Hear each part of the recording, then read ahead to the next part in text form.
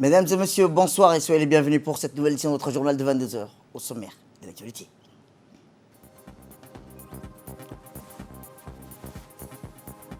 À la une dans l'actualité nationale, l'Agence nationale de la météorologie a célébré aujourd'hui la journée mondiale de la météorologie. Et enfin, dans l'actualité internationale continentale, le Nigeria inaugure la plus grande usine d'engrais d'Afrique. C'était les titres. Merci si vous nous rejoignez. Eh bien, je vous le dis dans le titre, l'Agence nationale de la météorologie a célébré aujourd'hui la journée mondiale de la météorologie, à l'instar des autres pays membres de l'Organisation météorologique mondiale. Cette journée riche en émotions a été placée sous l'égide du ministre des Infrastructures et de l'équipement, M. Hassan Mohamed Ibrahim, et a vu la participation des directeurs généraux de l'Agence nationale de la météorologie, M. Mohamed Ismail Nour, du directeur de l'aéroport international de Djibouti, le secrétaire exécutif chargé de la gestion des risques et des catastrophes et plusieurs cadres de l'agence. La journée mondiale de la météorologie est célébrée chaque année le 23 mars avec une devise différente, mais cette année, elle est célébrée sur le thème de l'alerte précoce, de l'action rapide. Le thème retenu cette année met l'accent sur la double vigilance et la nécessité de prendre des actions coordonnées car les alertes précoces sont d'une importance capitale. Elles doivent être disponibles pour tout le monde, efficaces, avec pour conséquence des actions rapides. Au cours de la cérémonie, une projection a été faite où les missions et le rôle de l'Agence nationale de la météorologie ont été présentés aux officiels. Présent dans la salle de cette journée a été clôturé par une photo de famille. Voici les propos du directeur général de l'Agence nationale de la météorologie, M. Mohamed Ismail Nour, lors de la journée mondiale de la météorologie. Et un des plus vieux services de l'État de Djibouti. Selon les archives, les premières observations climatiques faites par les météorologues de l'époque remontent au mois de janvier 1901. Les informations météorologiques et climatologiques sont la colonne vertébrale de toutes les activités socio-économiques de notre pays pour un développement durable.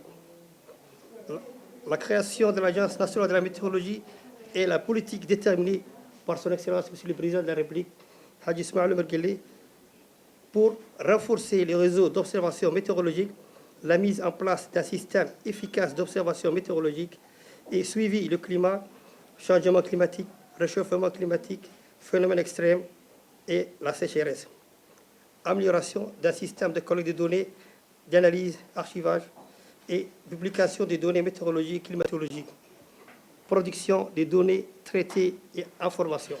L'Agence nationale de la météorologie, dans le cadre de la mise en œuvre du plan stratégique 2021-2025, accorde une place particulière à la gestion des risques et des catastrophes naturelles d'origine hydrométéorologique pour les moyens de modernisation des équipements et de renforcement des capacités. Eh bien, comme je vous le disais, cette journée mondiale de la météorologie rappelle l'importance vitale des informations hydrométéorologiques et climatiques pour la réduction des risques et des catastrophes. Du fait du changement climatique, les phénomènes météorologiques, climatologiques et hydrologiques extrêmes deviennent plus fréquents et plus intenses dans de nombreuses régions du monde, y compris notre continent. Aussi, dans le cadre de la politique prônée par son Excellence, Monsieur le Président de la République, Hadji Ismaïl Omar Guelleh, soucié de la protection et du bien-être de ses citoyens, les gouvernements s'engagent toujours davantage pour que l'ANM se développe en renforçant sa capacité opérationnelle aux fins de répondre aux besoins de tous les usagers et l'amélioration des prestations de services. En outre, en aval, en cas de manifestation de phénomènes météorologiques extrêmes, Son Excellence le ministre de l'Intérieur, appuyé par le secrétariat exécutif de la gestion des risques et des catastrophes naturelles, déclenche la mise en œuvre du plan Orsec. Il est essentiel de renforcer la coordination entre les services météorologiques et hydrologiques nationaux, les activités chargées de la gestion des catastrophes et les agences de développement si l'on veut améliorer la prévention, la préparation et la réponse aux catastrophes. Avant de terminer mon propos, il est lieu de rappeler le message à l'occasion de la présente journée. Le secrétaire général de l'Organisation météorologique mondiale, professeur Betteri Talas, qui réaffirme l'engagement de la communauté météorologique à soutenir les États membres OMM dans leurs efforts pour parvenir au développement durable et de faire face au changement climatique en leur fournissant les connaissances les plus pointues et les services opérationnels avec accès sur le temps, l'eau et le climat. Autre actualité dans ce 22 heures, c'est aussi la délégation de FINA qui s'est rendue au nord, plus précisément dans la région de Tadjoura, où elle a clôturé sa visite, accompagnée par le secrétaire d'État chargé des sports, M. Hassan Mohamed Kamil, et la présidente du comité olympique national, Mme Aïcha Galet, le président de la Fédération djiboutienne de natation, M. Ali Adabo.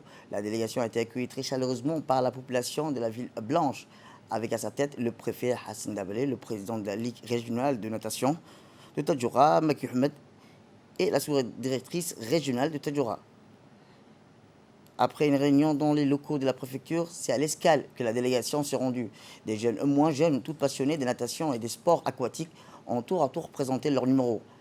Impressionnés par le talent, la passion et surtout par la géographie favorable au développement de la natation, le président de FINA, M. Hussein Al-Moussalem, a indiqué qu'en plus de la prochaine piscine flottante à Tadjoura, cette jeunesse sera probablement promise à un bel avenir de la discipline. Il faut noter que la région de Tadjoura est une pépinière championne en matière de la natation. Elle enregistre les plus de médailles récoltées sur le plan national et international.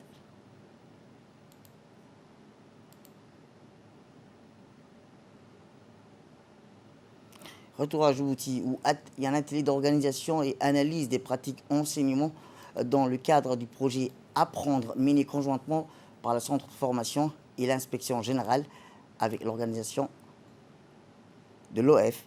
Il convient de rappeler qu'en février 2022, le ministère de l'Éducation nationale, de la formation professionnelle et les experts du projet Apprendre ainsi que plusieurs représentants de l'agence universitaire de la francophonie ont validé le programme des activités programmées dans le cadre du PTA du projet.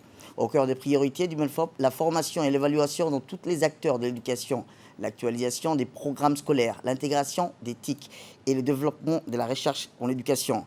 Le centre de la formation de l'Éducation nationale et l'inspection générale sont les deux entités en charge de l'élaboration et la mise en œuvre du projet Apprendre.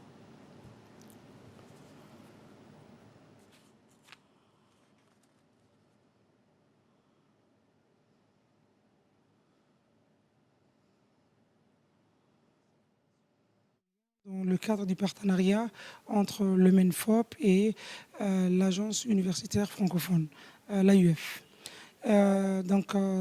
Toute cette semaine, cette formation va durer, qui est composée des conseillers pédagogiques, d'inspecteurs, des formateurs, des chefs d'établissement.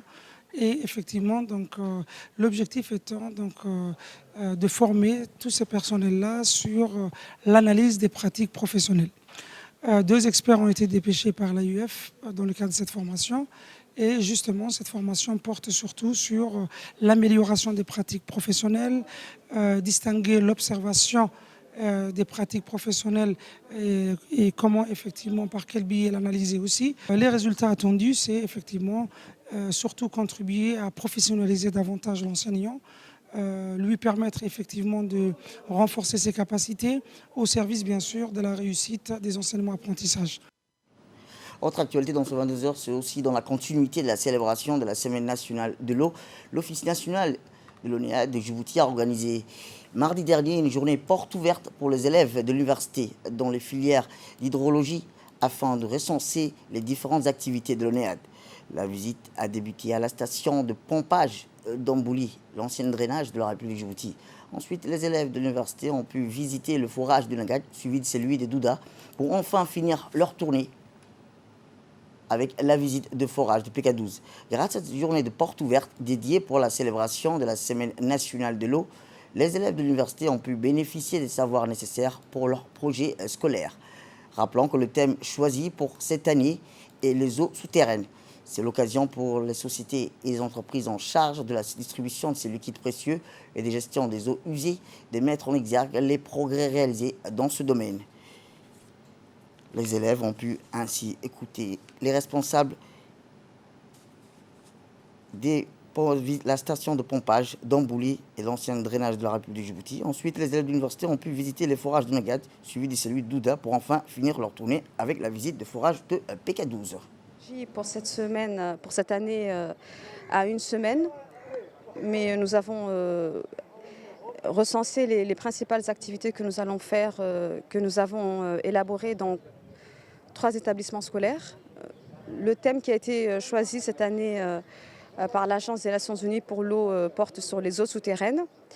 Donc nous avons choisi 3 niveaux scolaires différents. Donc le premier niveau, c'était une école de 5e année de Dikil 1 dans les régions, le lycée de Balbala pour une classe de terminale S. Et aujourd'hui, à la station de pompage toujours, la section hydrogéologie de l'Université de Djibouti. Donc nous avons sensibilisé sur le sujet et expliqué vraiment les problèmes généraux que nous rencontrons aujourd'hui au niveau de l'ONEAD.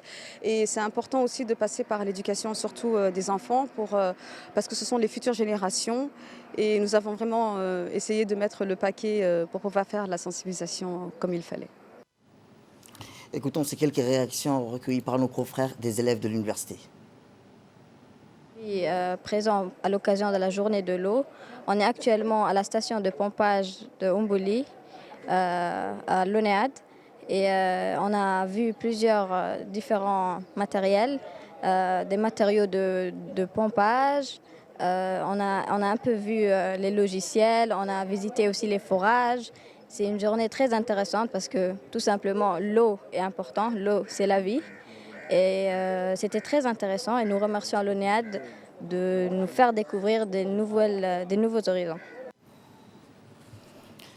Le ministère de la Femme et de la Famille et l'Union nationale des femmes djiboutiennes ainsi que l'association Diaspora djiboutienne installée en Hollande, en Angleterre et en Suède ont organisé conjointement ce matin une cérémonie de remise de dons au profit des familles ayant des enfants à besoins spéciaux au centre Kazaf.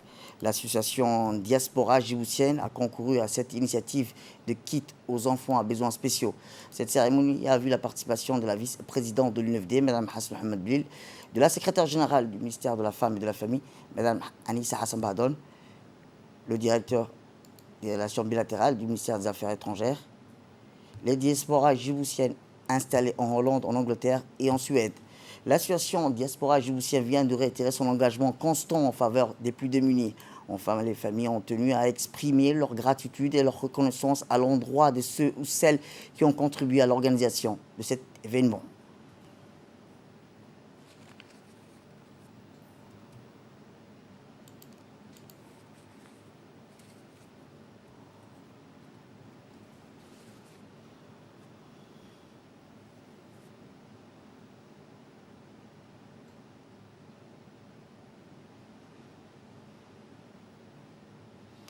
Eh bien, c'est donc composé de vêtements, dates et seront bénéfiques pour les familles ayant des enfants à besoins spéciaux. Voici les propos de la vice-présidente de l'UNFD, Mme Hassan Mohamed Blil. Je remercie l'association Djibouti Women Foundation qui est basée en Hollande, qui ont participé avec nous à chaque année. C'est un rituel et chaque année, elles participent à aider au moins quelques Djiboutiennes, et surtout les enfants, les personnes qui ont des enfants handicapés. Et chaque année, c'est un rituel qu'elles font et qu'on les remercie. Et par ce tact qu'elles ont fait, pour ce don qu'elles font, elles ont sensibilisé d'autres Djiboutiennes qui sont en Suède. Et aujourd'hui, on a Ferdousa, qui l'année dernière, il y a une personne qui était là, qui a vu comment on donne, qui a participé à ce don et qui s'est vraiment aujourd'hui investie. Et on remercie Ferdousa et son équipe pour le don qu'elles ont voulu participer.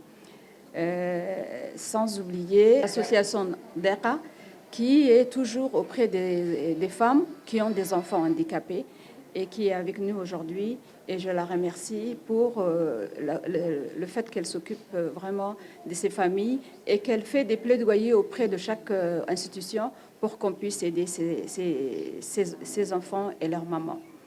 Je remercie aussi le ministère de la Femme et de la Famille et surtout Madame Mouna, qui était aux Affaires sociales, qui a toujours été auprès de nous et qui est aujourd'hui au ministère de la Femme et de la Famille, raison de plus pour qu'elle s'investisse à aider la femme et l'enfant. Toujours en nouvelles du pays, l'atelier de renforcement des capacités sur l'amélioration de la gouvernance des migrations du travail s'est tenu à l'Institut des études diplomatiques et a clôturé ses travaux hier après-midi.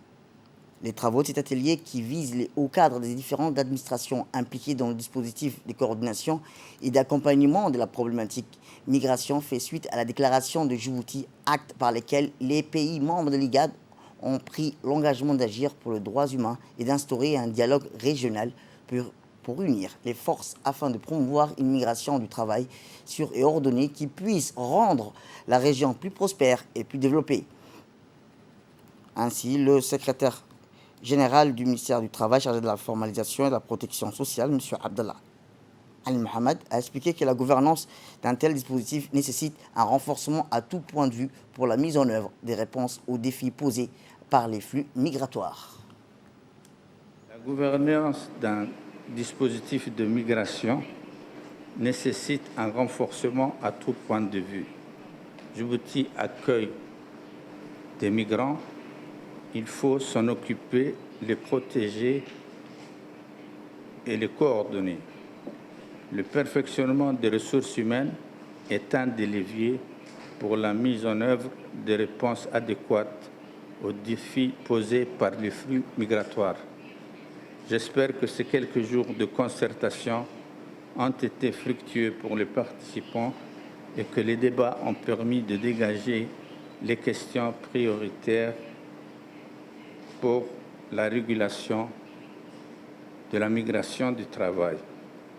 J'adresse tous mes remerciements et félicitations pour les partenaires qui ont initié cet atelier et qui apportent leur soutien à ce projet de mobilité de la main-d'œuvre tant sur le plan régional qu'international. Eh bien, une grande quantité significative de denrées alimentaires de première nécessité est arrivée au port de Djibouti. Cette nouvelle, qui rassure toute la population djiboutienne, qui avait des inquiétudes sur les hausses des prix des denrées de première nécessité, les responsables de direction de la douane ont constaté cet après-midi l'arrivée au port de Djibouti d'une importante quantité de produits alimentaires de première nécessité destinés à la consommation intérieure et qui sont stockés dans les hangars. En effet, M. Guérédiri, accompagné d'Obakar Brahman, directeur de contrôle de surveillance de la douane, assure à la population qu'avec cette arrivée de stocks stratégiques de denrées alimentaires qui couvriront largement les consommateurs nationaux. Rappelons que ces nouvelles quantités de produits vont entrer sur le territoire national sans prélèvement de taxes intérieures de consommation. Les responsables de la douane ont procédé à des visites de l'hangar où sont stockées les marchandises arrivées à Djibouti. En conséquence, grâce à cette mesure, aucune hausse de prix des denrées de première nécessité ne sera observée au niveau des détaillants. En effet, à l'approche du mois béni de Ramadan, la population de toutes les classes sociales pourra acheter de la farine, des riz et des sucres au prix habituel. Avec ces mesures, les consommateurs peuvent être rassurés. Il n'y a aucun risque de hausse de prix dans le commerce.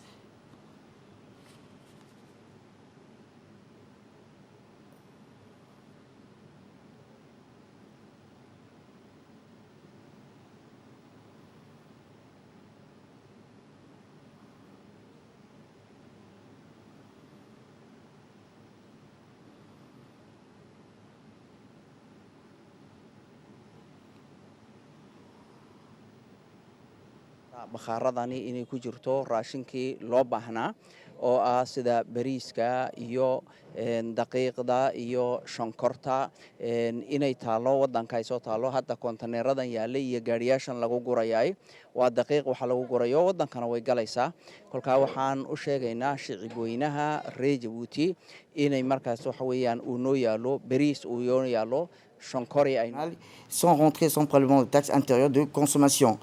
Ils ont indiqué que le procès des visites des hangars ont stocké les marchandises arrivées. Par conséquent, grâce à cette mesure, aucune hausse des prix des denrées de première nécessité ne sera observée au niveau des détaillants. En effet, à l'approche du mois béni, a-t-il rappelé le chef des services du Ramadan, la population, toutes les classes sociales pourront acheter de la farine, du riz et du sucre au prix habituel. Avec ces mesures, les consommateurs peuvent être rassurés. Il n'y aura aucun risque de hausse de prix dans le commerce, a-t-il rajouté. Eh bien, concernant les hausses de prix, le ministère du Commerce et du Tourisme continue toujours ses opérations de contrôle des prix sur toute l'étendue du territoire national pour faire respecter les prix fixés par le ministère. Les inspections se sont déroulées dans la commune de Balbala, appelée dans le jargon niveau Balbala Adil. Les contrôleurs ont saisi les commerçants de la place pour leur rappeler l'obligation de délivrance de factures pour toute transaction commerciale. Les contrôleurs ont constaté des hausses de peu non justifiées au niveau de certains commerçants. À cet effet, tous les points en vente en infraction ont été fermés et les contrevenants sont vus infliger des pénalités importantes. À cet effet, le commerçant est tenu de délivrer la facture dès la réalisation de la vente ou la prestation de services et l'acheteur doit la réclamer. Tout professionnel qui aura vendu ou revendu des produits, des biens ou offert des services sans délivrer des factures est passible d'une amende. Direction le sud, où le chef d'état-major général des armées, le général de corps d'armée, Zakariya Cheikh Ibrahim, s'est rendu pour une visite d'inspection aux éléments de la transmission de Dikil pour une manœuvre de transmission. Accompagné d'une forte délégation composée des différents responsables de l'état-major, il a été accueilli à sa descente de l'hélicoptère par le chef de corps du Riyad, le lieutenant-colonel Ibrahim Youssouf, et le commandant Ziad Abdullah Hussein, commandant de transmission des forces armées djiboutiennes. Le chef d'état-major général des armées a dans la foulée pris les honneurs des troupes rassemblées. Par la suite, le CMG a suivi une brève présentation de la mini-manœuvre de transmission qui s'est déroulée dans la responsabilité de Riyad, notamment au niveau de Dikil, Yoboki, Assaela. Ensuite, le CMG a entamé la visite d'inspection des différents ateliers du corps de métier des transmissions. Ainsi, en premier lieu, il a eu les explications de la chaîne de transmission téléphonique, centrale téléphonique. Puis, en continuant sa visite, le CMG a pu voir les différentes spécialités offertes, des maintenances radio, de l'atelier radio à l'installation du FH et des stations solaires.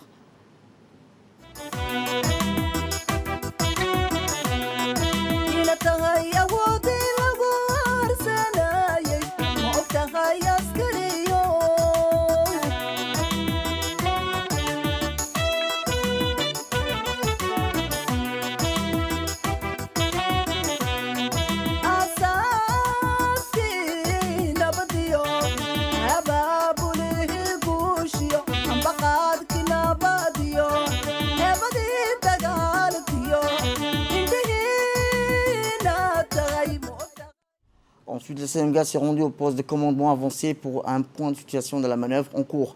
Par cette occasion, il a pu voir l'utilisation des nouveaux moyens techniques de 4e génération acquis récemment par les forces armées djiboutiennes, notamment l'utilisation de la visioconférence comme moyen de communication entre l'EMD et le PC avancé.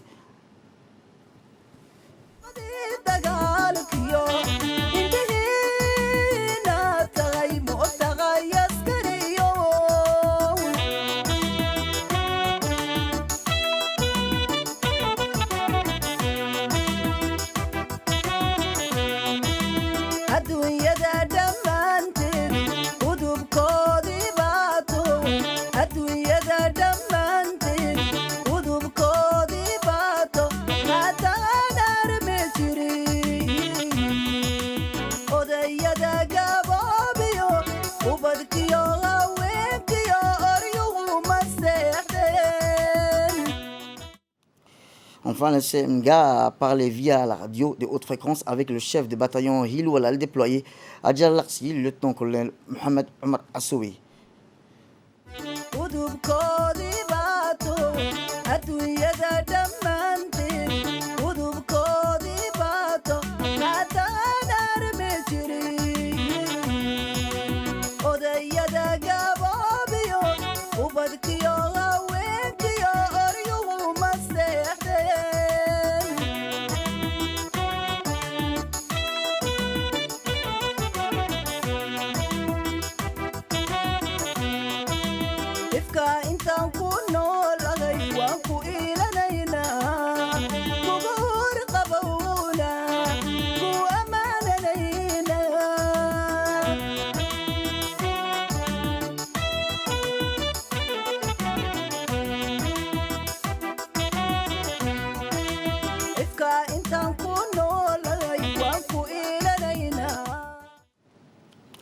Autre actualité dans ce 22h, c'est aussi cette cérémonie de remise d'un lot de matériel qui s'est tenue au sein de l'École internationale de la perfectionnement à la pratique de la police judiciaire. Ces équipements ont été octroyés à la gendarmerie nationale par la coopération allemande et sont destinés aux unités des mobiles et aux techniciens en identification criminelle de proximité. Il s'agit là de mallettes de révélation, des empreintes digitales, d'ordinateurs, des imprimantes, de lunettes à vision nocturne, des appareils photographiques, des kits de premiers soins et des sacs mortuaires. Ces moyens seront distribués aux unités de la gendarmerie qui assurent de jour comme de nuit la protection des migrants et aux techniciens en identification criminelle de proximité, en service dans les brigades de gendarmerie des régions de l'intérieur. Ces équipements renforceront sans nul doute les capacités opérationnelles de ces unités déployées qui s'attellent en permanence à protéger ces personnes vulnérables contre les dangers auxquels ils sont exposés. Ces moyens permettront aussi également aux spécialistes de la police technique et scientifique de mieux identifier les acteurs des réseaux du trafic migrant et ainsi renforcer la base de données des empreintes digitales. L'ambassadeur de la République fédérale d'Allemagne à Djibouti, accompagné de la chef de mission de l'OIM, ont pris part à la cérémonie aux côtés du colonel Zakaria Hassan Aden, chef d'état-major. Et donc grâce à l'Union européenne et plus particulièrement grâce à l'ambassade d'Allemagne, on a pu acquérir certains matériels qu'on va vous remettre aujourd'hui ici officiellement pour les patrouilles mobiles, pour les patrouilles qui sont sur le terrain, notamment dans la région de Dikil et d'Ali Sabieh. Donc voilà, je tenais à vous remercier, très chaleureusement la gendarmerie, qui est un partenaire très important pour l'OIM à Djibouti en matière de sécurisation des frontières, un partenaire très important du fait de son déploiement sur le terrain, dans les zones dans lesquelles nous travaillons auprès des migrants et auprès des Djiboutiens. Le lieutenant-colonel Hussein Mohamed Qayad et le directeur de l'EU3PJ a remercié au nom du chef d'état-major de la gendarmerie nationale la République fédérale d'Allemagne qui a assuré le financement ainsi que l'OIM qui a conduit avec succès ce projet de coopération. La cérémonie qui nous réunit ce matin au sein de l'École internationale de perfectionnement à la pratique de la police judiciaire est consacrée à la remise d'un lot de matériel octroyé à la gendarmerie nationale et destiné aux unités des patrouilles mobiles et aux techniciens en identification criminelle de proximité. Il s'agit des mallettes de révélation, des empreintes digitales, d'ordinateurs, des imprimantes, des lunettes de vision nocturne, des appareils photographiques, des kits de premiers soins et des sacs mortières. Ces matériels seront distribués à nos unités qui assurent jour et nuit la protection des migrants dans les brigades de gendarmerie des régions de l'intérieur. Ces équipements renforceront les capacités opérationnelles de ces unités déployées qui s'attellent en permanence à protéger ces personnes vulnérables contre les dangers auxquels ils sont exposés durant leur périple. Je voudrais vous assurer que nos professionnels des unités mobiles et de la criminalistique feront un bon usage de ces matériels. Nos remerciements vont également à l'endroit de la République fédérale d'Allemagne, l'Union européenne, mais également nous remercions l'OIM qui a conduit avec succès la concrétisation de ces projets. Une équipe de la préfecture et du conseil régional d'Arta se sont rendus hier dans les localités du Petit Bara, Iskoutir et de Gelbak-Khalan pour voir les impacts de la sécheresse dans la région d'Arta. Vu l'état des cheptels, la sécheresse règne dans ces zones comme dans l'ensemble du pays. Les habitants de ces secteurs ont informé l'équipe que la sécheresse a touché les cheptels ainsi que la population rurale à tout entière.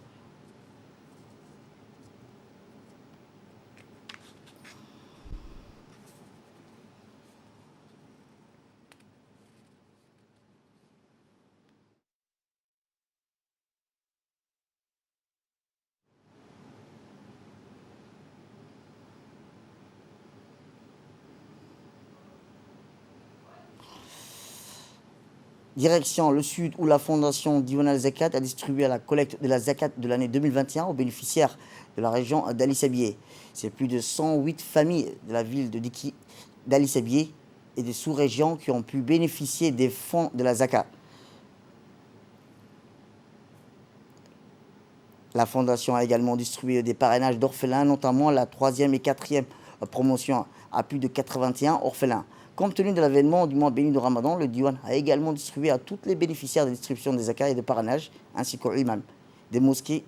La cérémonie de distribution s'est déroulée en présence du préfet de la région d'Ali Sébié et du président du conseil régional, du directeur général du Diwan al-Zaka et de ses proches collaborateurs. Outre les cadres du ministère des Affaires musulmanes et des biens WARF qui ont participé à la cérémonie, à cette occasion, les responsables de la région ont tour à tour mis en exergue le rôle prépondérant que la fondation Diwan al-Zaka joue dans la lutte contre la pauvreté. Il a rappelé que la création de cette fondation faisait partie d'une série de mesures par laquelle le chef de l'État a décidé de lutter contre l'extrême pauvreté et la pauvreté relative.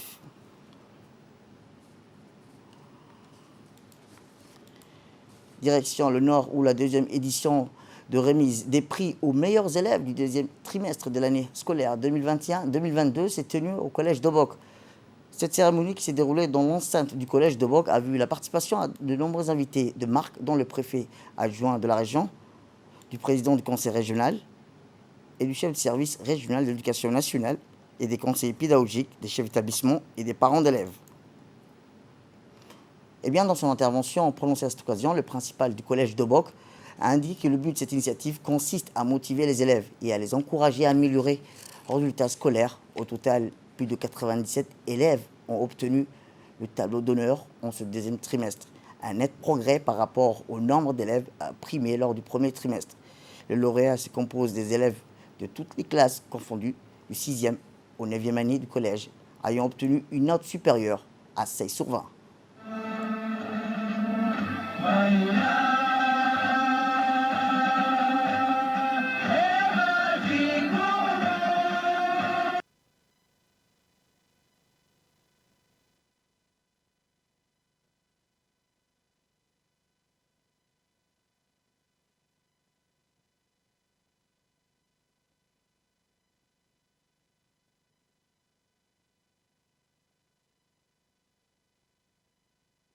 Cette journée est intitulée Élèves édite du collège d'Obok. Vu son impact positif de la précédente sur le résultat des élèves, nous avons décidé que cela devient un rituel qui s'inscrit dans les annales de l'histoire de l'établissement et nous continuerons également à nous retrouver, Inch'Allah, au 3e trimestre à l'issue des résultats. Les officiels qui ont pris la parole à cette occasion ont tour à tour félicité les organisateurs de cette cérémonie, notamment le principal du collège et ses collaborateurs, sans oublier les lauréats pour leurs résultats scolaires. Initiative noble, louable, parce qu'elle permet de motiver les enfants et donc d'améliorer leurs résultats. Et aujourd'hui, ils sont à 97 en ce 2e trimestre à obtenir le tableau d'honneur. Voilà, nous espérons que pour le 3e trimestre, ils seront encore plus nombreux.